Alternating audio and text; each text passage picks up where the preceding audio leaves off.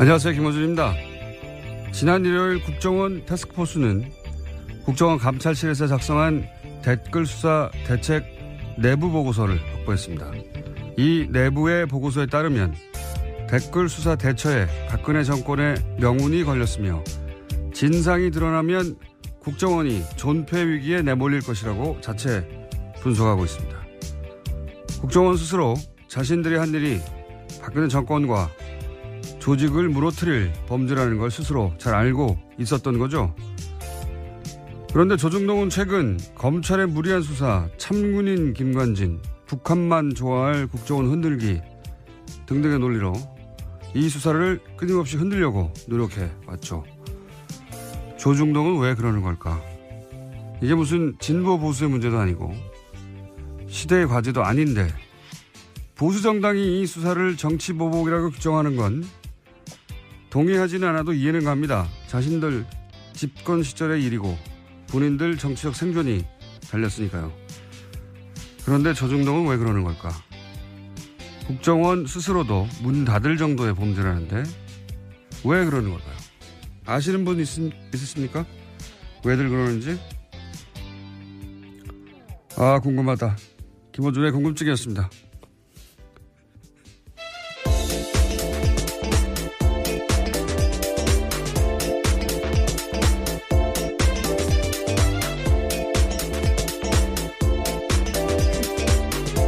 시사인의 김은지입니다.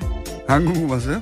네, 궁금하다는 말씀이 너무 진심인 것 같아서요. 옆에서 웃었습니다.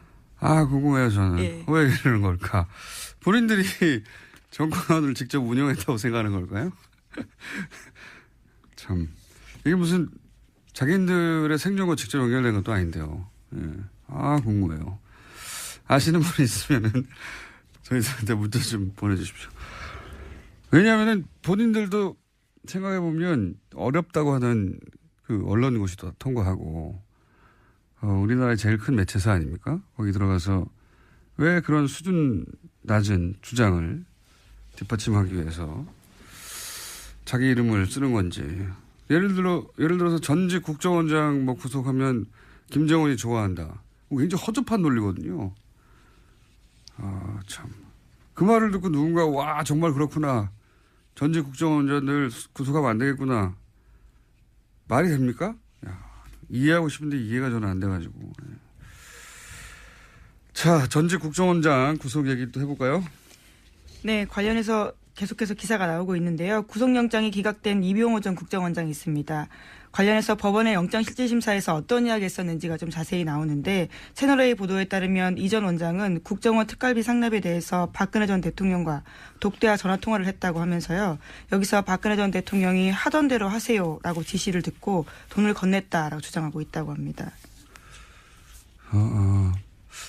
그 법조인들은 네, 이게 이제 실질 심사에 맞춘 전략이었던 게 아니겠는가. 검찰 조사에서는 이런 말 안 하다가 실질 심사하는 중에 이제 이런 말들을 쏟아낸 거거든요. 예. 일종의 폭탄 발언을 했다라고 네. 해당 보도는 보도하고 있습니다.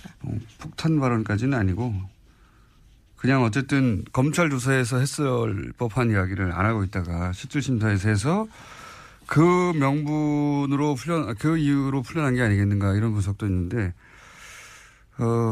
이건 이제 법적인 분석인 것이고, 검찰 내부에서는 뭐 또 다른 분위기가 있다고 또 보도도 나와요. 이게 우병우 전 수석과 관련된 게 아니냐. 네, 오늘 아침 한겨레 신문이 그렇게 예. 보도하고 있습니다. 그런 의구심도 있다고 하는데, 왜냐하면 이제 우병우 전 수석하고 근무기간이 똑같고, 단순히 똑같은 게 아니라 우병우 전 수석과 이런 식으로 조금이라도 연관이 있으면 이때까지 우병우 전 수석 관련된 관련 영장들, 구속영장뿐만이 아니라 뭐 통신영장, 사실은 수사의 첫 발인데, 예, 누구랑 통화했는지를 알아야 될 거 아닙니까? 관계자들을 파악하기 위해서는. 근데 이 통화 기록을 확인하려고 하는 그 영장도 다 기각됐었거든요. 예. 우병우 전 수석은. 네, 뿐만 아니라 최근에는 우병우 전 수석의 처가인 삼남개발 압수수색을 하려고 했는데 이 압수수색 영장 또한 또 다시 기각됐다라고 합니다. 그러니까요. 직접 구속영장뿐만 아니라 관련 영장 중에 발급된 게 거의 없다.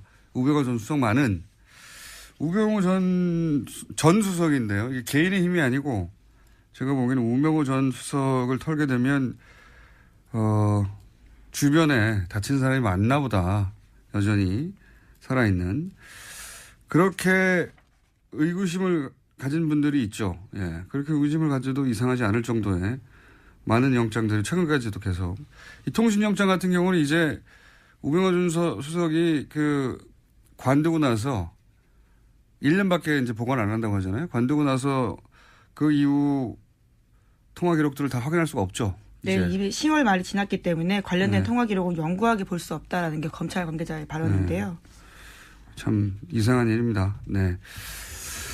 자, 어쨌든 이병우 전 국정원장이 입을 연 것은 영장 실질심사에 들어가서 입을 열었다. 예, 이게 법조인들은 이게 전략이었지 않느냐 하는데 검찰의 분위기는 다르다. 뭐 그런 얘기고요. 예, 다음 순요. 네, 계속해서 국정원 특활비 관련된 소식 전해드리면요. 검찰은 국정원의 특활비 사용처 등이 기재된 회계장부를 확보했다라고 합니다. 이 가운데 이병기 전 원장 시절 장부에는 최경환 1억 원이라고 적혀 있는데요. 이 전 원장 쪽은 2014년 10월 달에 1억 원을 최경환 의원한테 전달했다라는 자수서를 검찰에 제출했다라고 합니다. 최경환 의원은 이제 본인은 받지 않았다고 주장하고요. 심지어 할복 자살까지 운운하면서 자신의 무죄를 주장하고 있습니다. 할복 자살 방지를 위해서 신병을 확보해야 한다고. 네, 정의당이 예. 그런 논평을 냈었는데요. 인권 측면에서의 논평이죠. 예. 재밌는 논평이었어요. 아마 배달 사고 뭐 이런 걸 주장하겠죠. 본인은 받은 적이 없다고까지 할 것 같고. 그리고 이제 여기서 40억 원 정도를 출연한 것이고 그거 말고 추가 30억 원이 더 있다는 거 아닙니까? 지금? 네, 장부가 확보됐기 때문에요. 그와 관련된 수사도 계속 진행 중이라고 합니다. 그러니까 이제 박근혜 전 대통령이 받았다는 40억 말고 30억이 또 비는데 이 40억에 대해서는 국정원장 3명 모두 박근혜 전 대통령이 달라고 줬다는 거고 이 30억에 대해서는 동시에 3명 다 함구하고 있어요. 예. 그렇다는 얘기는 40억은 박근혜 전 대통령한테 책임을 넘기면 된다고 생각하는 거고 이 30억은 국정원장 본인들의 책임하에 뭔가 쓰여진 돈이다. 이렇게 추정할 수는 있죠. 예. 30억이 더 있습니다. 예. 다음 뉴스는요. 네, 뿐만 아니라 박근혜 정부뿐만 아니라요. 이명박 정부 당시에도 특수활동비가 청와대에 상납된 사실에 대해서 오늘 아침에 한국일보가 보도했는데요. 이명박 정부 시절 민간인 불법 사찰을 폭로했던 장진수 전 주무관의 또 다른 폭로입니다. 자신이 2009년 7월 달에 국무총리실 공직윤리지원관실에서 처음 출근했는데 이때 특수활동비를 청와대에 상납해달라라는 요청을 받았다라는 겁니다. 그래서 실제로 1년 동안 꼬박꼬박 상납했다라고 합니다. 장진수 전 주무관 오랜만에 이름 듣네요. 예. 이게 이제 벌써 8년 전입니까? 9년 전입니까? 그때 일이라. 네, 2009년. 예. 그때 일이라 기억이 가물가물하실 텐데 이분이 누구냐면 이명박 정부 하에 국무총리실에서 민간인을 사찰했다라고 폭로했던 분이죠. 폭로했던 분인데 그때 첫 번째 사찰 대상이 언론이었어요. 이분의 폭로에 따르면 이 국무총리실 그러니까 국정원하고 별개로 혹은 뭐 청와대하고 별개로 청와대 지시로 국무총리실 산하에 소위 사찰 기구를 만들어 놓고 당시가 이제 집권 3개월 만에 촛불 집회가 났잖아요. 그래서 촛불 집회 사과 발언하고 나서 한 달 후에 사찰 조직을 만들어서 맨 먼저 청와대 지시에서 했던 일이 언론사 기자들을 다 사찰하고 그리고 나서 이제 뭐 YTN이 방송국 간부들하고 와장창 교체했죠. 예. 그때 그 사찰을 폭로했던 분입니다. 근데 이분의 최근 폭로는 국무총리실에서도 국정원 말고 국무총리실에서도 청와대에 상납을 했다. 뭐 특활비를. 심지어 그 돈으로 아예 고용되어 있지도 않은 전직 경찰관한테 월급을 줬다라는 건데요. 그런 불법적인 사찰 업무에도 돈이 다 쓰였다라는 사실을 폭로하고 있습니다. 정식 고용하지 않고 사찰 용도로 누군가를 쓰고 그 급여를 이 돈으로 줬다 뭐 이런 거죠. 예. 네. 이명박 정부 내에서도 이제 특활비 관련 내용들이 더 나오겠네요 앞으로. 예. 네, 굉장히 구체적으로 진술하고 있어서요. 돈을 얼마를 어떻게 줬는지 방법까지 또 자세하게 이야기하고 있기 때문에 이 부분 또한 들여다볼 수밖에 없을 것 같습니다. 본인이 전달했다니까요. 뭐 정확하게 기억하겠죠. 자, 다음 뉴스는요. 네, 2008년 특검 당시 다스 비자금 문제 처리에서 이명박 전 대통령이 개입했다라는 의혹을 제기한 다스 관계자가 모습을 드러냈습니다. 다스 당시 경리팀장이었던 최동영 씨인데요. 실명으로 JTBC와 인터뷰를 했습니다. 2008년 BBK 의혹을 수사했던 정호연 특검 당시에 대한 이야기를 한 건데요. 당시에 이명박 전 대통령이 다스의 실제 주인이라고 생각했지만 그렇게 말하지 못했다라는 겁니다. 또 뿐만 아니라 당시에 이명박 전 대통령에게 다스 경영 보고서를 따로 보냈다라는 사실도 이야기했습니다. 이건 말이죠. 사실은 주진우 기자하고 잠시 후에 좀 더 자세히 얘기 나눠보겠는데 이게 이 발언이 경리팀장에서 나왔다는 게 중요합니다. 예, 돈을 관리하고 있던 경리팀장이 돈 쓰는 걸 보면 알잖아요. 예. 돈을 관리하는 사람, 돈의 주인이 실제 주인이거든요. 예. 이 경리팀장이 당연히 이제 다스는 이명박 전 대통령을 꺼냈는데 특검 때는 말을 못했다는 거 하나 하고 그다음에 당시 비자금도 만들어지고 있었다. 네, 손익에 짜맞춰서 해마다 비자금 의심되는 수십억 원 돈 사라졌다라면서요. 자기도 몰랐다라는 겁니다. 경리팀장인데도요. 그리고 또 한 가지는 이제 이명박 전 대통령에게 연말이면 다스 경영 보고서를 따로 올렸다. 이 얘기도 있고. 예. 저희가 한 2달 반 동안 얘기했던 거하고 맥이 닿는 이야기인데 대통령이 된 이후로도 사실 다스와 관련된 보고가 계속 올라갔다고 주식이 한 푼도 없으면서 한 장도 하나도 없으면서 그런 얘기를 하는 주진 기자 해왔는데, 예. 이제 다스 내부에, 제보자라고 부를 수 있겠네요. 이제 실명까지 거론하는 경리팀장 최동영 씨가 다스는 이명박 전 대통령 거다. 근거는 이러이러하다. 라고 주장하고 있습니다. 머지 않은 것 같아요. 예. 빙산의 절반은 나왔고, 나머지 절반은 빠른 속도로 올라오지 않을까. 예. 다스는 누구 겁니까? 이제 그 답이 나오지 않을까 싶습니다. 다음 뉴스는요? 네, 5.18 민주화 운동 당시 또 보도도 있습니다. SBS가 어제 보도했는데요. 5.18 민주화 운동 당시에 헬기 사격이 있었다라고 증언한 사람 가운데 당시 광주에서 선교 활동했던 미국인 목사도 있었습니다. 그런데 전두환 전 대통령이 이 목사의 증언에 강력하게 대응하라라고 지시한 내부 문건이 나왔다라는 건데요. 1995년 그러니까 5.18 관련된 검찰 수사가 진행 중이던 때 미국인 피터슨 목사가 검찰에 출석해서 당시 광주에서 헬기 사격을 목격했다라는 이야기를 했고요. 또 증거물도 제출했습니다. 헬기 사진이었는데요. 이에 대해서 전두환 전 대통령 쪽은 고소를 추진할 정도로 화를 냈다라는 겁니다. 저도 기사 봤는데, 예.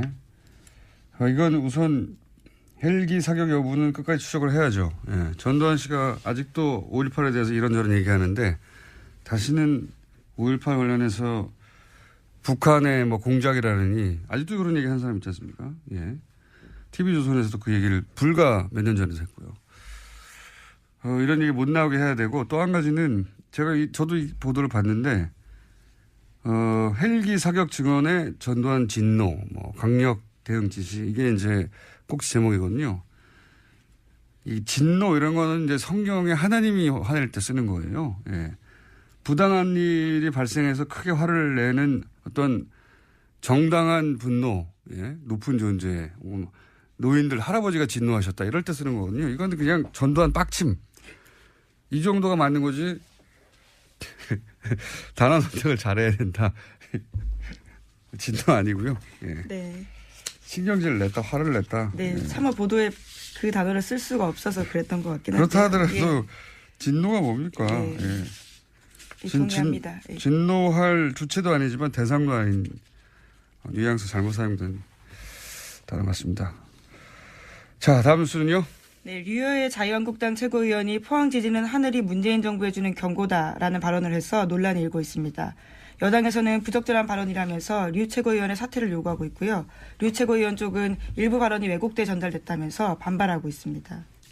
한번 들어볼까요?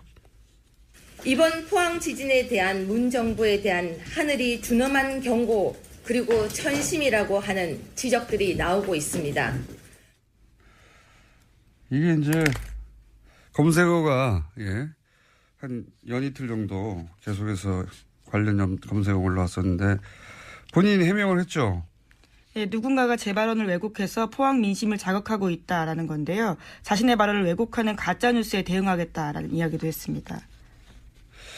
그래서 이제 자기는 천벌이라는 말을 한 적이 없다. 예, 이렇게 해명을 했는데 하늘이 준 경고하고 천벌하고는 어떻게 다른 겁니까 이게.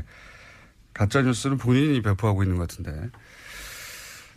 어쨌든 이 발언으로 한 연이틀 정도 검색어 논란이 있었고 검색에 올라왔었고 제가 보기에는 해명이 될 것 같지는 않네요. 예, 이걸로 누군가 화가 났다면 그 화가 가라앉을 것 같지는 않습니다. 예, 자기 발언을 왜곡했다고 짧은 인터뷰 한번 해봐야 되겠습니다. 예, 어떻게 하늘이 준 경고와 천벌은 다른 것인지. 그런 일이 있었습니다. 네, 다음 순요. 네, 계속해서 포항 이야기 좀 전해드리면요. 포항에서도 계속 여진 일어나고 있습니다. 오늘 오전 6시 5분쯤에도 경북 포항에서 규모 3.6 지진이 발생했는데요. 지금까지 여진이 총 58차례, 그러니까 58차례 일어났다라고 합니다. 그러니까요. 그 수능 연기 안 했으면 큰일 날 뻔했어요. 예. 근데 또 문제는 일주일 후에도 또 여진이 있는 게 아닌가. 여진이 있을 수도 있죠. 그건 뭐 사람이 예상할 수 없는 일이라. 근데 좀 다른 것은 그럴 수도 있다는 마음을 먹고 그런 예상을 하고 들어가는 것과는 완전히 다르니까요. 여진이 계속 있다고 합니다. 아직도. 자, 다음 뉴스는요. 네, 국민의당 정동영 의원이 당내 반안철수 조직인 가칭 평화개혁연대를 만들겠다고 했습니다. 내일 바른정당과의 통합을 논의하는 당내 워크숍에서 의원들에게 창립 서명을 받아서 공식 출범시키겠다라는 계획인데요. 천정배 의원이 거기에 동참을 하기로 했습니다. 하지만 안철수 대표는 바른정당과 통합 의지를 분명히 하면서요. 안철수 대표와 호남 중진들 사이에 정면 충돌이 일어날 것으로 보입니다. 지난 주말에 잠깐 얘기했지만 안철수 대표 쪽 그림은 이런 거죠. 호남계가 이렇게 반발하는 거를 오히려 저는 반길 거라고 보는 것이 예. 이것이 탈호남의 찬스라고 보는 것이고요. 제가 해석하기에는 바른정당이 반토막 난 것도 흡수에 도움이 된다고 볼 것이고 예. 찬스라고 보는 거죠. 그러면서 이제 영호남, 화합 이런 레토릭, 수사도 사용 가능하고 그러면서 이제 중도 보수를 천명하고 자유한국당 지방선거 이후에 자유한국당이 성과를 못 내면 이탈자가 생길 테니까 그래서 중도 보수의 적자가 되겠다. 뭐 이런 그림인 것 같고 유승민 대표도 국민의당과 먼저 합치고 호남기 밀어내고 지방선거 이후에 자유한국당 이탈하면 자신은 새로운 합리적 보수의 적자 뭐 이런 그림인 것 같고요. 비슷한데 차이가 있다면 안철수 대표는 바른정당을 탈호남 중도보수로 변신하는 도구로 쓰겠다는 거죠. 유승민 대표는 국민의당을 거꾸로 탈영남 합리적 보수로 변신하는 도구로 쓰려는 거고 이게 뜻대로 되겠느냐. 호남계는 만만한가. 홍준표 대표는 가만히 있나. 홍준표 대표도 그림이 있거든요. 제가 보기엔 지방선거 때 시도지사 6석 2석 당선시키고 나서 본인이 보수를 살려낸 적자. 예, 이렇게 보수를 살려낸 사람. 그래서 대표 사퇴하고 대권 준비하겠죠. 예. 다들 계산이 다 있어요. 예. 민주당은 또 가만히 있겠습니까? 지지율도 거의 50% 육박하는데.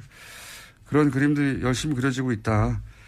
그런 그림이 그림대로 되는 꼴은 못 봤어요. 제가 못 봤는데 어쨌든 살아야 하니까 각자 열심히 그림을 그리고 있는 중입니다. 다음 뉴스는요. 하나 둘 정도 할 수 있을 것 같습니다. 네, 대법원에서 세월호 참사 당일 진도 해상교통관제센터 CCTV 영상을 삭제한 센터장에 대한 정직 3개월 징계 처분이 적절하다라고 밝혔습니다. 센터장이던 김모 씨가 제기한 정직 취소 소송 상고심에서 김 씨가 승소한 원심을 파기하고 김 씨 패소 취지로 사건을 광주고법에 돌려보냈는데요. 김 씨는 세월호 참사 직후에 국회가 사고 당일에 CCTV 자료를 제출하라고 요구하자 영상 원본을 삭제했습니다. 거기에는 일부 관제 요원들이 자거나 놀고 있는 장면들이 담겨 있었기 때문입니다. 저는 이 사건을 좀 더 심각하게 보는 것이 이제 이게 그 사건의 개요는 이런 거거든요. 당시 VTS 관제센터 센터장이 CCTV를 제출하라고 했더니 삭제해버렸다. 왜냐하면 보통 뭐 3명이 근무해야 되는데 하루만 한 사람만 근무하고 2사람은 자고 뭐 이런 장면이 잡혀 있었는데 삭제했다. 그래서 징계를 내렸던데 그게 뭐냐면 3개월 정직이에요. 단순히 3개월 정직. 근데 여기에 대해서 부당하다고 이제 소를 제기해서 처음에는 3개월 징계가 과하다고 했는데 이제 파기환송을 한 거거든요. 네, 그렇죠. 내용은 그런 겁니다. 근데 저는 이게 CCTV를 단순히 삭제했다. 그 행위 자체가 3개월 정직의 대상이 될 만하냐 아니냐 차원에서 따질 것이 아니라 그 당시에 유일한 통제센터란 말이죠. 여기가. 이 세월호라고 하는 사건의 진실을 밝혀내는 조각 일부로 작용할 수 있는 거였어요. 굉장히 중요한 겁니다, 이게. 자신들의 근무 태만을 숨기려고 한 걸로 한정했는데 그렇지 않을 수도 있어요. 왜냐하면 당시 이제 관제센터 세월호하고 주고받았던 그 무선 교신 기록 이게 나중에 편집됐다는 게 언론을 통해서 여러 차례 지적됐지 않습니까? 만약에 CCTV하고 맞춰본다면 뭐가 소위 삭제됐는지 확인할 수도 있을 수 있고요.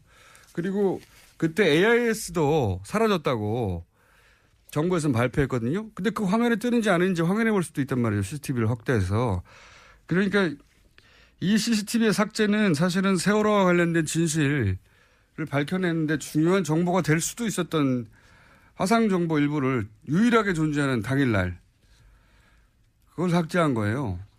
예, 당시 검찰이 김 씨를 또 공영전자 기록 손상 등의 혐의로 기소한 바가 있는데요. 그런데 대법원에서는 이 혐의에 대해서 무죄가 난 바가 있습니다.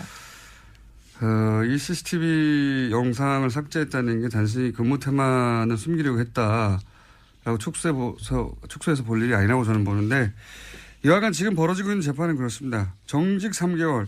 그 CCTV를 삭제는 굉장히 큰 제목 같잖아요. 세월호와 관련돼서.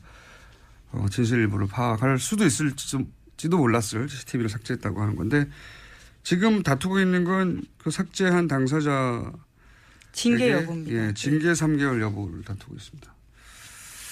이렇게 끝날 일이 아니라고 봅니다. 저는. 자, 트럼프는 어떻게 돼가요? 네.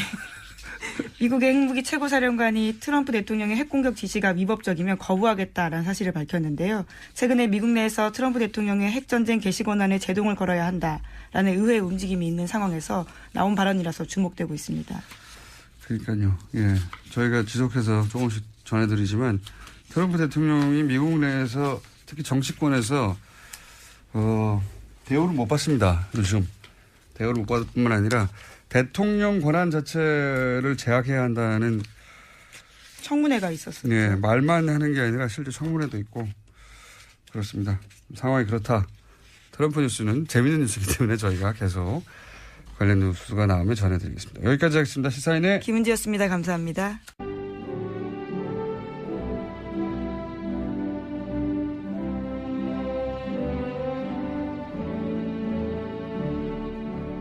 친한 국민 여러분 안녕하십니까.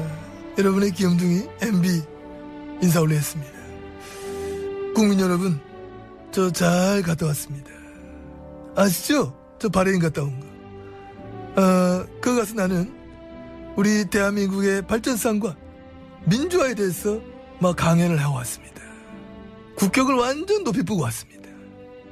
국격이 막 MB 덕에 팍 높아졌다. 그런 확신을 가지고 있다고 많은 분들이 막 말씀해 주십니다. 참 마음이 좋았습니다. 그리고 저 진우야 여기다 여기 그렇지 여기다. 내 있잖아 간만에 기분이 좋더라. 니 안 보니까 정말 좋더라고 이 자식아. 알아먹어? 근데 말이야 니 SNS에다 뭐라 했어? 카카 어디 갔어요? 아직 먹을 게 있어요? 이거 내 확 그냥 니 내 바레인가한테 보여주는 거 있어? 바레인가한테 바래다 주지 못할 망정 말이야. 저걸 내가 현직때 확 쳐넣었어야 된 저거 말이야. 저 입을 갖다가 저걸 한 주먹으로 다니고 저거 나봐.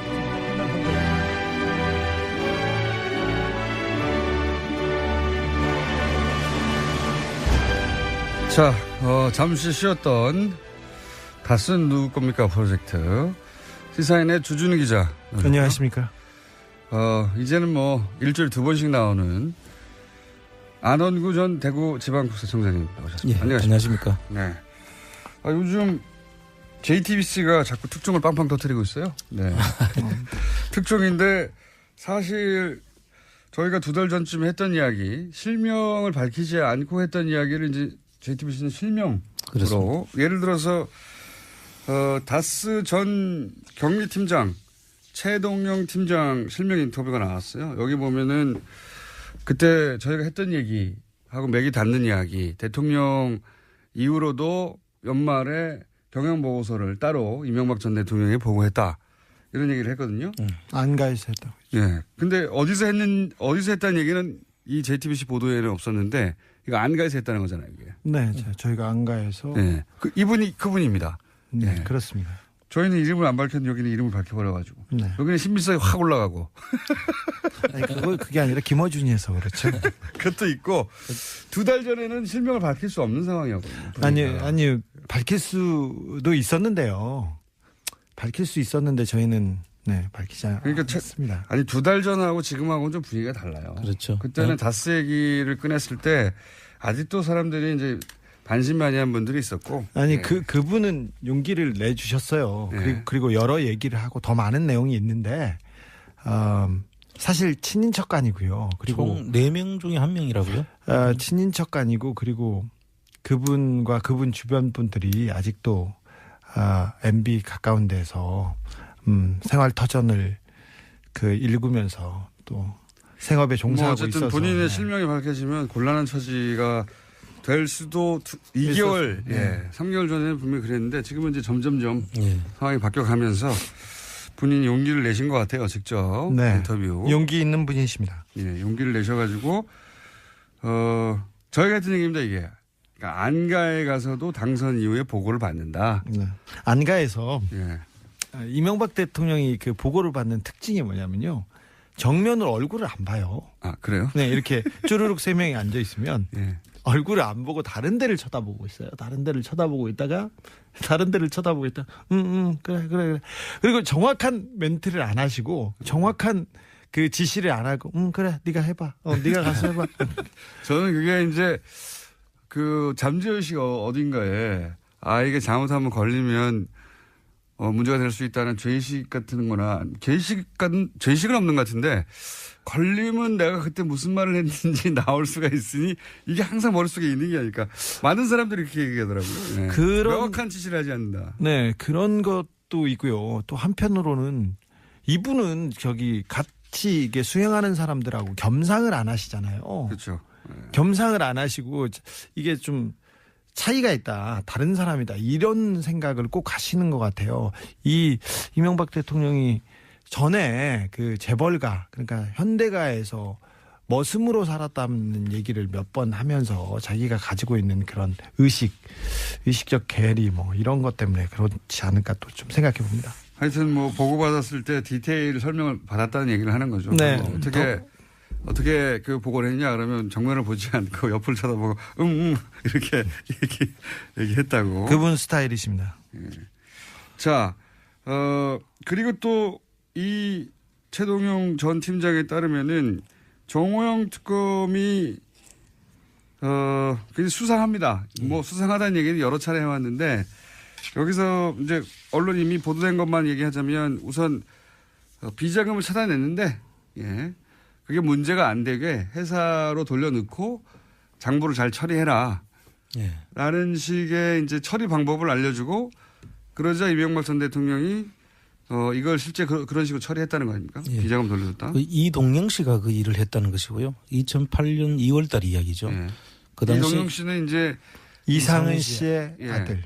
이명박 대통령 형의 아들, 예. 최대 주주죠 현재. 최대 주주의 아들이 그때 가서야 다스에 들어갑니다. 이 일을 하러. 그래서 이분이 그 당시에 이 처리를 하는데 관여를 하고 그때 이명박 씨가 다스에 가서 일을 하라고 그래서 그때부터 일을 시작했다는 분인데요.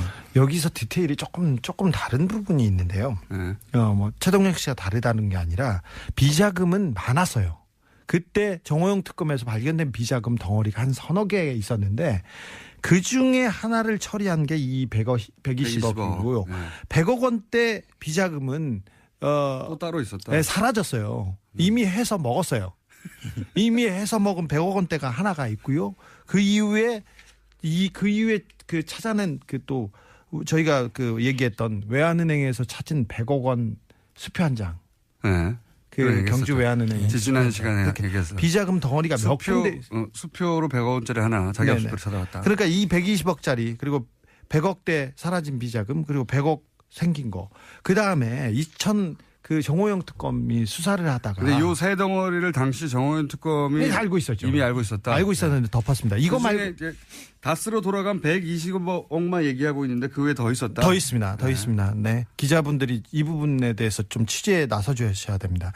2010년도에 그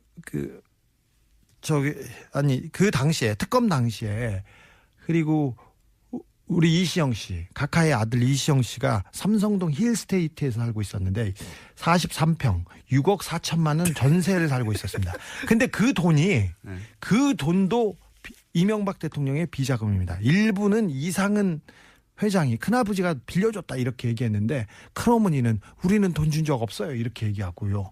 그 베란다에서 그냥 놔뒀던 돈을 그냥 갖다 줬다고 이렇게 얘기를 했어요. 그런데 그 큰어머님은 누구 베란다에 놔뒀던 돈을 갖다 이상은 구이동에 있는 이상은 씨 자택에서 베란다에서 돈을 꺼내서 줬다고 얘기했는데 그럼 이상은 씨 돈이라고 봐야 되는데 그게 아니라 자신들 돈이 아니다 그 돈은? 돈이 아니라고 얘기를 했어요. 거기 자기들이 관리만 현금을 하고 있었을 뿐 자기들 돈이 아니다. 네, 6억 4천만 원 중에 그리고 그 청와대에서 나온 국권 화폐 그리고 돈 여기에 특수활동비로 의심될 만한 돈이 또 포함되어 있습니다.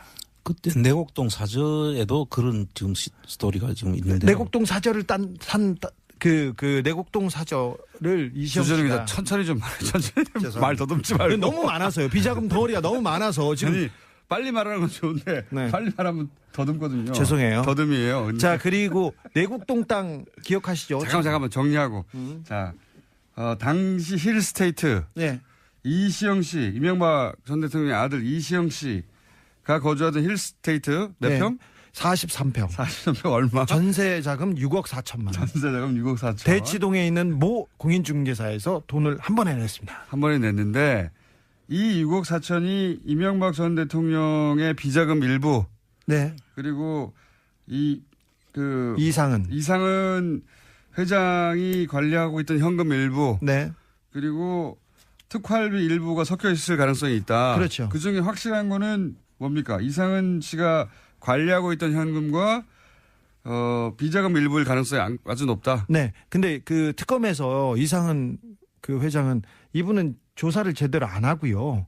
그 삼성병원 19층에서 누워 있다가 그냥 받았어요. 받았는데 그때 내가 줬다 이렇게 얘기를 했는데 큰어머님께서는 우리는 준 적이 없어요 이렇게 얘기를 했어요. 그러니까 자신들의 재산은 아니다. 네네. 이런 의미다. 준 적이 없다고 얘기했는데 그냥 특검에서 그냥 덮었죠. 덮었다. 네. 이거 말고 차후에 내곡동 땅이 드러나고 내곡동 특검에서도 이시영 씨가 돈을 내는데 그 돈도 청와대에서 온 비자금입니다. 그러니까 그때 해명을 이렇게 했죠. 내곡동 사저 생각나시죠? 다들 예. 특검도 한번 했는데 거기서 뭐 다 털어줬지만 이때도 이상은 씨로부터 돈을 받았다. 빌려서 이 땅값을 냈다라고 했는데 그때 이 돈의 출처에 대한 이야기가 많이 있었어요. 네. 근데 여기에 이 청와대 특활비 일부가 들어간 게 아니냐? 네, 그렇습니다. 이상은 씨가 관리하고 있던 비자금과 2008년에 이시영 씨가 재산 등록 신청을 했어요. 네. 근데 그때 이시영 씨가 가지고 있던 돈은 3,852만 원이 전체예요. 근데 이명박 대통령과 김윤옥 여사도 재산 신고를 하지 않습니까? 근데 그 재산에서는 돈이 한 푼도 변화하지 않았고 이시영 씨한테 갔다고 신고하지도 않았어요. 그러니까 이거는 다 비자금입니다. 그래서 이상은 씨한테 빌렸다고 한 거 아니에요? 그때 그랬습니다. 설명을. 네. 그런데 정호영 특검이나 그 특검에서는 그 내역을 다 쳐다봤겠죠. 그런데 이 비자금 덩어리가 지금 벌써 나온 비자금 덩어리가 세계회와 힐스테이트 여기에서도 두 덩어리 정도 다른 데서 돈이 왔기 때문에 몇 덩어리가 보이는데 이거에 대해서는 특검은 전혀 그 문제 제기하지 않고 덮었죠. 당시 정호영 특검은 지금은 그때 소위 출처가 밝혀지지 않은 비자금에 관한 얘기를 하고 있는 거고요. 예. 네. 이제 주진우 기자의 이야기는 지금 계속 거론되는 120억 말고 덩어리가 크게 두 개 더 있었다. 네. 그리고 그 외에도 이시영 씨, 이명박 대통령의 아들이 구입이 아니라 살기 위해서 전세금을 지출한다든가 혹은 내곡동 땅 사저를 구입한다든가 할 때 사용됐던 돈들도 비자금 플러스 특활비의 가능성도 있다. 이런 얘기고요. 그 얘기도 그 좀 외에 특검이 또 털어준 게 있잖아요. 좀 많습니다. 지금 그 당시에 2008년 2월 달인데요. 그 검찰에서 두 번 그 도곡동 땅 수사를 하고 2008년 7년 12월 달에 또 그 BBK 수사를 해서 또 BBK 수사를 결론을 내주지 않습니까? 도곡동 땅에 대해서는 제3자. 그렇죠. 제3자. 도곡동 땅은 제3자다. BBK는 이명박 씨는 관련 없다. 네. 이렇게 해주고. 잠깐만. 제3자는 무슨 의미냐면 제3자는 이명박이라는 의미였죠. 그런데 원래 도곡동 땅은 이상은 씨와 김재정 씨, 그러니까 처남과 형의 땅이라고 주장하고 있었거든요. 예, 등기부상이 그래 돼 있어요. 예, 그런데 이상은 씨 게 아니고 검찰이 처음 이제 수사 발표할 때는 제3자다. 네. 그러니까 주장과 다르게 형 게 아니다. 제3자다. 이게 이제 이명박 전 대통령을 의미하는 거였거든요. 그때는. 그렇죠. 네. 예. 등기상의 명의가 그 사람들로 돼 있었는데 그 자체를 아니다고 했으니까 그 제3자를 밝히면 됐었던 거죠. 그렇죠. 그런데 그때만 해도 그 박근혜 씨와 이명박 씨가 첨예하게 이제 경쟁 관계 당내에서 경쟁. 그때는 대통령이 아닐 때고 그러니까 대통령이 아닐 때는 이명박 전 대통령을 의미하는 제3자 땅이 맞다고 했다가 맞는 것 같다고 했다가 검찰이 대통령이 당선된 자 바꾸죠 이게. 그렇죠. 특검을 통해서. 그래서 두 사람 눈치를 보다가 그렇게 결론을 내고 그다음에 좀 더 대담해지는 것이 BBK 수사죠. 네. BBK 수사 결과는 대통령이 그 선거를 한 보름 앞둔 시점에 발표를 하거든요. 그 보름 앞선 시점에 이명박 대통령이 당선될 것으로 거의 다 예측이 됐던 상황이기 때문에 지지율 극차 컸으니까요. 예, 이미 서류라든지 이런 것들이 검찰에서 다 발견하고도 이미 BBK는 이명박 씨와는 관련이 없다라고 결론을 내주는 게 BBK 수사 결과입니다. 그때 이제 무슨 발표들을 했냐면 뭐 검찰 혹은 특검이 처음에는 제3자라고 했다가 나중에 도곡동 땅은 이명박 전 대통령 땅이 아니다. 그 특검은 그 다음이죠. 네. 대통령이 되고 난 다음에. 되고 난 다음에 특검이 털어준 거예요. 그 특검이 털어준 거는 여러 개 있습니다. 예. 도곡동 땅도 아니다. 그 제3자의 것이 아니라 이명박 그 사람들 것이 맞다. 네. BBK도 BBK도 아니다. 관계 없다. 다스도 아니다. 그다음에 상암 DMC 관련한 의혹도 아니다. 예. 모든 이명박 관련된 그 의혹은 거짓말이라고 다 털어줬어요. 다 털어줬죠. 예. 도곡동 땅도 아니고 다스도 아니고 상암 DMC 관련 비리도 아니고 BBK도 아니고 아무것도 이명박 전 대통령의 것이 아무 상관이 없다고 네. 특검이 해준 그리고 비자금은 찾았는데 돌려주라고 해서 아무 문제가 없는 것으로 아예 맞습니다. 발표도 안 했고. 비자금을 돌려주라고도 하고 덮기도 했습니다. 네. 이건 그러니까 명백한 범법 행위죠. 당시 정호영 특검은 수사를 한 게 아니라 어떻게 하면 이명박 전 대통령 관련된 모든 혐의점들을 벗게 해주느냐. 거기에 초점을 맞췄죠. 거기에 초점을 맞춰서. 사실 이명박 대통령을 수사를 했는데 꼬리곰탕만 먹고 끝냈었는데 한 2시간 정도 만나서 그 조사를 했다고 하는데 그 시간 밥 먹었다고 하는데 사실 검찰청이나 경찰청에 가가지고 조사받은 사람들은 알아요. 앞에다 성명, 주소, 이름 그리고 뭐 얼마나 버냐 이런 거 종교 이런 거 물어보지 않습니까? 그러면 1시간이 지나가요. 맨날 아니, 일단 밥 먹는데 1시간 하고요. 밥을 먹었다면 네. 밥 먹으면서 얘기하면 1시간. 밥 먹고 나서 조사를 했다고 치죠. 앞에 신상명세 적고 그럼 끝나는 겁니다. 시간은. 근데 1시간 40분이니까 조서를 다 가지고 가서 이렇게 하겠습니다. 대충 이런 식이었을 거예요. 그때 그 조사에 나갔던 이상인 특검보는 이분이 이명박과 이상은을 직접 조사한 분이신데요. 이분이 그 특검 끝나자마자 영포빌딩, 서초동 영포빌딩에 공짜로 입주하잖아요. 공짜로는 모르겠습니다만 바로 입주해가지고 이명박 대통령 일을 본 것으로 그리고 이명박 대통령과 관련된 그 재판도 있었으니까 그런 걸 도왔다는 의혹이 있어요. 자, 그래서 이제 저희는 그런 의혹들 BBK 얘기도 쭉 해왔고 그리고 다스 누구나 얘기도 쭉 해왔는데 이런 얘기를 하면서 최근에 알게 된 사실은 이 다스의 소유권 이거 복잡하고 계속 주목하고 있으니까 소유권을 이시영 씨 아들에게 넘겨주려고 하고 있는 게 아닌가 하는 정황들이 막 곳곳에서 나오고 있잖아요. 요즘. 예. 근데 이명박 전 대통령 해외 계좌를 추적하다가 해외에서도 이 다스 소유권을 넘기려고 하는 정황 일부를 네. 주진우 기자가 포착을 합니다. 미국 수사기관에서 다스와 관련된 수상한 돈 흐름을 포착해서 정식적으로 수사에 나섰습니다. 지난번에 저희가 말씀드렸었는데 이게 뭐냐면요. 다스에서 돈 거래가 자꾸 있어요. 미국 엘라바마하고 그리고 달러 거래가 저기 싱가포르나 중국 그다음에 저기 캄보디아 베트남도 약간 의심하고 있는데 이게 뭐냐면은 들여다보면은 돈을 거래하고 돈을 빼돌리고 하는데 이게 이시영 씨한테 이 회사를 넘기려고 하는 그리고 이시영 씨 관련된 회사에 돈을 넘기려고 하는 돈 거래의 정황들이었어요. 그러니까 이제 이거하고 맞물려 가지고 생각을 해보시면 저희가 일요신문이 보도했던 몇 가지 이상한 징후들 돈이 네. 뭐 1,000억대가 뜬금없이 어떤 회사에 들어갔는데 나중에 장부 잘못이라고 예. 고친다든가 1,000억대가 장부 잘못으로 갑자기 가요. 1,485억이나 되는 돈. 네. 아주 숫자는 정확히 저는 1,000억대라고 하면 네. 얼마라고요? 1,485억이죠. 1,485억의 돈이 뜬금없이 어떤 회사로 계열사 조그만 회사에 들어갔는데 그래서 그걸 누가 차단했어요. 일요신문 기자 한 분이 차단했더니 그분 이름을 제가 앞으로는 얘기해야 되겠네요. 지금 기억이 안 나는데. 강석현 씨죠. 강현석 씨. 광현석 씨. 예. 저기 찾아볼게요. 일요신문 기자가 우연히 그걸 차단합니다. 그래서 우연히 차단했더니 그 회사에서 아니야 이건 장부를 잘못 기재한 거야 하고 고칩니다. 1,000억대인데 네. 1,000억대를 장부를 1,000억 정도는 그럴 수 있죠. 이명박 각하를 지금 어떻게 보시고 그러세요.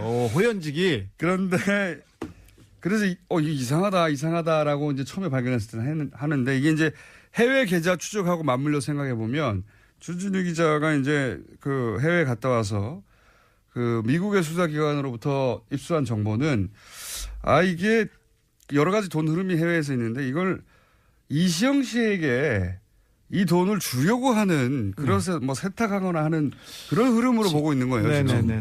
지금. 회사를 건네려고. 다음에 하는 이건 그런. 전반적으로 한번 다시 정리를 한번 해야 되는데요. 네.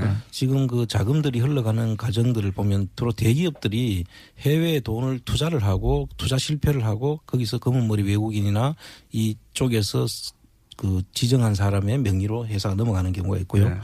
또 이 케이스는 제가 볼 때는 다스하고 알리바마에 있는 다스하고 이쪽 자회사도 알리바바. 예.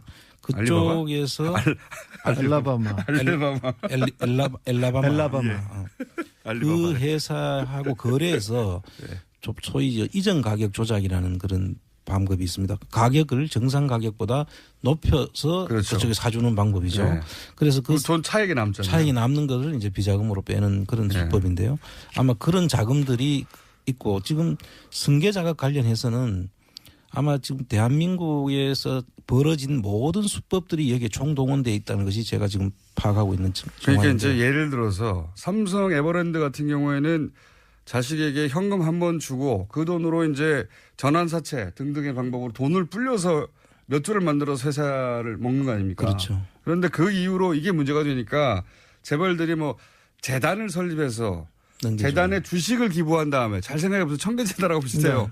모든 게 예. 맞습니다. 이명박 각하께서는 모든 걸 하셨어요. 그러니까 할 수 있는 모든 방법이 네. 동원됐다는 게 재단을 설립해서 주식을 기부한 후에 그 재단 소유권만 나중에 자녀한테 준다든가. 네. 그러면 재단을 통해서 이제 주식을 가지는 거죠. 또 이 청계재단도 처음에는 이런 의도가 아니었을까 의심을 하는 거고요.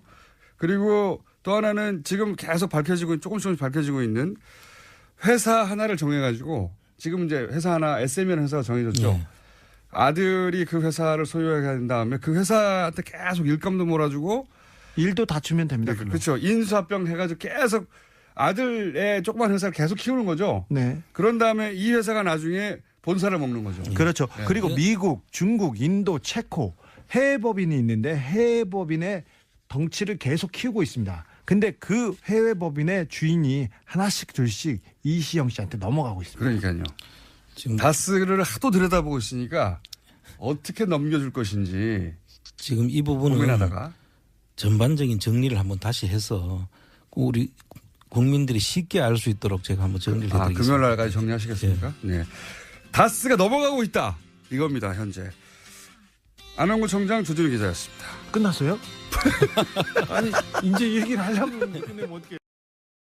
그리고 나서 이제 뭐 YTN이 방송국 간부들하고 와장창 교체했죠. 예. 그때 그 사찰을 폭로했던 분입니다. 근데 이분의 최근 폭로는 국무총리실에서도 국정원 말고 국무총리실에서도 청와대에 상납을 했다. 뭐 특활비를. 심지어 그 돈으로 아예 고용되어 있지도 않은 전직 경찰관한테 월급을 줬다라는 건데요. 그런 불법적인 사찰 업무에도 돈이 다 쓰였다라는 사실을 폭로하고 있습니다. 정식 고용하지 않고 사찰 용도로 누군가를 쓰고 그 급여를 이 돈으로 줬다 뭐 이런 거죠. 예. 네. 이명박 정부 내에서도 이제 특활비 관련 내용들이 더 나오겠네요 앞으로. 예. 네, 굉장히 구체적으로 진술하고 있어서요. 돈을 얼마를 어떻게 줬는지 방법까지 또 자세하게 이야기하고 있기 때문에 이 부분 또한 들여다볼 수밖에 없을 것 같습니다. 본인이 전달했다니까요. 뭐 정확하게 기억하겠죠. 자, 다음 뉴스는요. 네, 2008년 특검 당시 다스 비자금 문제 처리에서 이명박 전 대통령이 개입했다라는 의혹을 제기한 다스 관계자가 모습을 드러냈습니다. 다스 당시 경리팀장이었던 최동영 씨인데요. 실명으로 JTBC와 인터뷰를 했습니다. 2008년 BBK 의혹을 수사했던 정호연 특검 당시에 대한 이야기를 한 건데요. 당시에 이명박 전 대통령이 다스의 실제 주인이라고 생각했지만 그렇게 말하지 못했다라는 겁니다. 또 뿐만 아니라 당시에 이명박 전 대통령에게 다스 경영 보고서를 따로 보냈다라는 사실도 이야기했습니다. 이건 말이죠. 사실은 주진우 기자하고 잠시 후에 좀 더 자세히 얘기 나눠보겠는데 이게 이 발언이 경리팀장에서 나왔다는 게 중요합니다. 예. 돈을 관리하고 있던 경리팀장이 돈 쓰는 걸 보면 알잖아요. 예. 돈을 관리하는 사람, 돈의 주인이 실제 주인이거든요. 예. 이 경리팀장이 당연히 이제 다스는 이명박 전 대통령을 꺼냈는데 특검 때는 말을 못했다는 거 하나 하고 그다음에 당시 비자금도 만들어지고 있었다. 네, 손익에 짜맞춰서 해마다 비자금 의심되는 수십억 원 돈 사라졌다라면서요. 자기도 몰랐다라는 겁니다. 경리팀장인데도요. 그리고 또 한 가지는 이제 이명박 전 대통령에게 연말이면 다스 경영 보고서를 따로 올렸다. 이 얘기도 있고. 예. 저희가 한 2달 반 동안 얘기했던 거하고 맥이 닿는 이야기인데 대통령이 된 이후로도 사실 다스와 관련된 보고가 계속 올라갔다고 주식이 한 푼도 없으면서 한 장도 하나도 없으면서 그런 얘기를 하는 주진 기자 해왔는데, 예. 이제 다스 내부에, 제보자라고 부를 수 있겠네요. 이제 실명까지 거론하는 경리팀장 최동영 씨가 다스는 이명박 전 대통령 거다. 근거는 이러이러하다. 라고 주장하고 있습니다. 머지 않은 것 같아요. 예. 빙산의 절반은 나왔고, 나머지 절반은 빠른 속도로 올라오지 않을까. 예. 다스는 누구 겁니까? 이제 그 답이 나오지 않을까 싶습니다. 다음 뉴스는요? 네, 5.18 민주화 운동 당시 또 보도도 있습니다. SBS가 어제 보도했는데요. 5.18 민주화 운동 당시에 헬기 사격이 있었다라고 증언한 사람 가운데 당시 광주에서 선교 활동했던 미국인 목사도 있었습니다. 그런데 전두환 전 대통령이 이 목사의 증언에 강력하게 대응하라라고 지시한 내부 문건이 나왔다라는 건데요. 1995년 그러니까 5.18 관련된 검찰 수사가 진행 중이던 때 미국인 피터슨 목사가 검찰에 출석해서 당시 광주에서 헬기 사격을 목격했다라는 이야기를 했고요. 또 증거물도 제출했습니다. 헬기 사진이었는데요. 이에 대해서 전두환 전 대통령 쪽은 고소를 추진할 정도로 화를 냈다라는 겁니다. 저도 기사 봤는데, 예. 이건 우선 헬기 사격 여부는 끝까지 추적을 해야죠. 예. 전두환 씨가 아직도 5.18에 대해서 이런저런 얘기하는데 다시는 5.18 관련해서 북한의 뭐 공작이라느니 아직도 그런 얘기 한 사람 있지 않습니까? 예. TV조선에서도 그 얘기를 불과 몇 년 전에 했고요. 이런 얘기 못 나오게 해야 되고 또 한 가지는 저도 이 보도를 봤는데 헬기 사격 증언에 전두환 진노, 뭐 강력 대응 지시 이게 이제 꼭지 제목이거든요. 이 진노 이런 거는 이제 성경에 하나님이 화낼 때 쓰는 거예요. 예. 부당한 일이 발생해서 크게 화를 내는 어떤 정당한 분노, 예? 높은 존재, 노인들, 할아버지가 진노하셨다. 이럴 때 쓰는 거거든요. 이건 그냥 전두환 빡침. 이 정도가 맞는 거지. 단어 선택을 잘해야 된다. 진노 아니고요. 예. 네. 신경질을 냈다, 화를 냈다. 네, 예. 차마 보도에 그 단어를 쓸 수가 없어서 그랬던 것 같긴 한데. 그렇다 하더라도 진노가 뭡니까? 네. 예. 동의합니다. 진노할 주체도 아니지만 대상도 아닌 뉘앙스 잘못 사용된 단어 같습니다. 자, 다음 뉴스는요. 네, 류여의 자유한국당 최고위원이 포항 지진은 하늘이 문재인 정부에 주는 경고다라는 발언을 해서 논란이 일고 있습니다. 여당에서는 부적절한 발언이라면서 류 최고위원의 사퇴를 요구하고 있고요. 류 최고위원 쪽은 일부 발언이 왜곡돼 전달됐다면서 반발하고 있습니다. 한번 들어볼까요? 이번 포항 지진에 대한 문 정부에 대한 하늘이 준엄한 경고 그리고 천심이라고 하는 지적들이 나오고 있습니다. 이게 이제 검색어가 한 연이틀 정도 계속해서 관련 검색어 올라왔었는데 본인이 해명을 했죠. 네, 누군가가 제 발언을 왜곡해서 포항 민심을 자극하고 있다라는 건데요. 자신의 발언을 왜곡하는 가짜뉴스에 대응하겠다라는 이야기도 했습니다. 그래서 이제 자기는 천벌이라는 말을 한 적이 없다. 이렇게 해명을 했는데 하늘이 준 경고하고 천벌하고는 어떻게 다른 겁니까 이게? 이야기 했었는지가 좀 자세히 나오는데 채널A 보도에 따르면 이 전 원장은 국정원 특갈비 상납에 대해서 박근혜 전 대통령과 독대와 전화통화를 했다고 하면서요. 여기서 박근혜 전 대통령이 하던 대로 하세요라고 지시를 듣고 돈을 건넸다라고 주장하고 있다고 합니다. 그 법조인들은 이게 이제 실질 심사에 맞춘 전략이었던 게 아니겠는가. 검찰 조사에서는 이런 말 안 하다가 실질 심사하는 중에 이제 이런 말들을 쏟아낸 거거든요. 일종의 폭탄 발언을 했다라고 해당 보도는 보도하고 있습니다. 폭탄 발언까지는 아니고 그냥 어쨌든 검찰 조사에서 했을 법한 이야기를 안 하고 있다가 실질 심사에서 해서 그 명분으로 그 이유로 풀려난 게 아니겠는가 이런 분석도 있는데, 이건 이제 법적인 분석인 것이고, 검찰 내부에서는 뭐 또 다른 분위기가 있다고 또 보도도 나와요. 이게 우병우 전 수석과 관련된 게 아니냐. 네, 오늘 아침 한겨레 신문이 그렇게 보도하고 있습니다. 그런 의구심도 있다고 하는데, 왜냐하면 이제 우병우 전 수석하고 근무기간이 똑같고, 단순히 똑같은 게 아니라 우병우 전 수석과 이런 식으로 조금이라도 연관이 있으면 이때까지 우병우 전 수석 관련된 관련 영장들, 구속영장뿐만이 아니라 뭐 통신영장, 사실은 수사의 첫 발인데 누구랑 통화했는지를 알아야 될 거 아닙니까? 관계자들을 파악하기 위해서는. 근데 이 통화 기록을 확인하려고 하는 그 영장도 다 기각됐었거든요.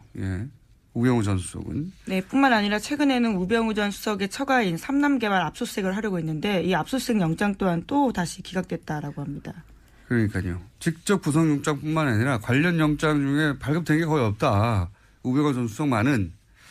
우병우 전 수석인데요. 이게 개인의 힘이 아니고 제가 보기에는 우병우 전 수석을 털게 되면 주변에 다친 사람이 많나 보다. 여전히 살아있는. 그렇게 의구심을 가진 분들이 있죠. 그렇게 의구심을 가져도 이상하지 않을 정도의 많은 영장들이 최근까지도 계속. 이 통신영장 같은 경우는 이제 우병우 전 수석이 관두고 나서 1년밖에 이제 보관 안 한다고 하잖아요. 관두고 나서 그 이후 통화 기록들을 다 확인할 수가 없죠. 네, 이미 10월 말이 지났기 때문에 관련된 통화 기록은 영구하게 볼 수 없다라는 게 검찰 관계자의 발언인데요. 참 이상한 일입니다. 네. 자, 어쨌든 이병우 전 국정원장이 입을 연 것은 영장 실질 심사에 들어가서 입을 열었다. 이게 법조인들은 이게 전략이었지 않느냐 하는데 검찰의 분위기는 다르다 그런 얘기고요. 다음. 안녕하세요, 김호준입니다. 지난 일요일 국정원 태스크포스는 국정원 감찰실에서 작성한 댓글 수사 대책 내부 보고서를 확보했습니다. 이 내부의 보고서에 따르면 댓글 수사 대처에 박근혜 정권의 명운이 걸렸으며 진상이 드러나면 국정원이 존폐 위기에 내몰릴 것이라고 자체 분석하고 있습니다. 국정원 스스로 자신들이 한 일이 박근혜 정권과 조직을 무너뜨릴 범죄라는 걸 스스로 잘 알고 있었던 거죠. 그런데 조중동은 최근 검찰의 무리한 수사, 참군인 김관진, 북한만 좋아할 국정원 흔들기 등등의 논리로 이 수사를 끊임없이 흔들려고 노력해 왔죠. 조중동은 왜 그러는 걸까? 이게 무슨 진보 보수의 문제도 아니고 시대의 과제도 아닌데 보수 정당이 이 수사를 정치 보복이라고 규정하는 건 동의하지는 않아도 이해는 갑니다. 자신들 집권 시절의 일이고 본인들 정치적 생존이 달렸으니까요. 그런데 조중동은 왜 그러는 걸까? 국정원 스스로도 문 닫을 정도의 범죄라는데 왜 그러는 걸까요? 아시는 분 있으십니까? 왜들 그러는지? 아, 궁금하다. 김어준의 궁금증이었습니다.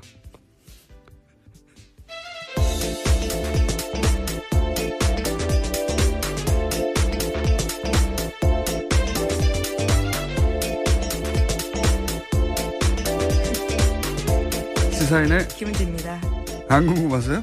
네, 궁금하다는 말씀이 너무 진심인 것 같아서요. 옆에서 네. 웃었습니다. 아, 궁금해요, 저는. 예. 왜 이러는 걸까? 본인들이 정권을 직접 운영했다고 생각하는 걸까요? 참. 이게 무슨 자기들의 생존과 직접 연결된 것도 아닌데요. 예. 아, 궁금해요. 아시는 분 있으면은 저희들한테 문자 좀 보내주십시오. 왜냐하면은 본인들도 생각해보면 어렵다고 하는 그 언론고시 통과하고 우리나라의 제일 큰 매체사 아닙니까? 거기 들어가서 왜 그런 수준 낮은 주장을 뒷받침하기 위해서 자기 이름을 쓰는 건지. 예를 들어서 전직 국정원장 뭐 구속하면 김정은이 좋아한다. 굉장히 허접한 논리거든요. 아, 참. 그 말을 듣고 누군가 와 정말 그렇구나. 전직 국정원장들 구속하면 안 되겠구나. 말이 됩니까? 야, 이해하고 싶은데 이해가 저는 안 돼가지고. 자, 전직 국정원장 구속 얘기 또 해볼까요? 네, 관련해서 계속해서 기사가 나오고 있는데요. 구속영장이 기각된 이병호 전 국정원장이 있습니다. 관련해서 법원의 영장실질심사에서 어떤 무슨요? 네, 계속해서 국정원 특활비 관련된 소식 전해드리면요.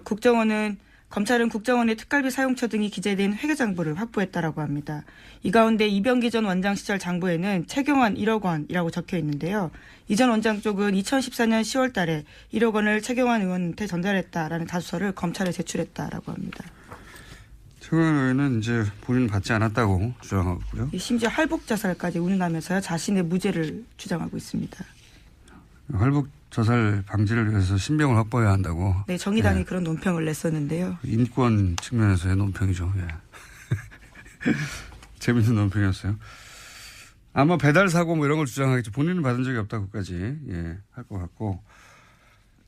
그리고 이제 여기서 40억 원 정도를 출연한 것이고 그거 말고 추가 30억 원이 더 있다는 거 아닙니까? 지금? 네, 장부가 확보됐기 때문에요. 그와 관련된 수사도 계속 진행 중이라고 합니다. 그러니까 이제 박근혜 전 대통령이 받았다는 40억 말고 30억이 또 비는데 이 40억에 대해서는 국정원장 3명 모두 박근혜 전 대통령이 달라고 줬다는 거고 이 30억에 대해서는 동시에 3명 다 함구하고 있어요. 예.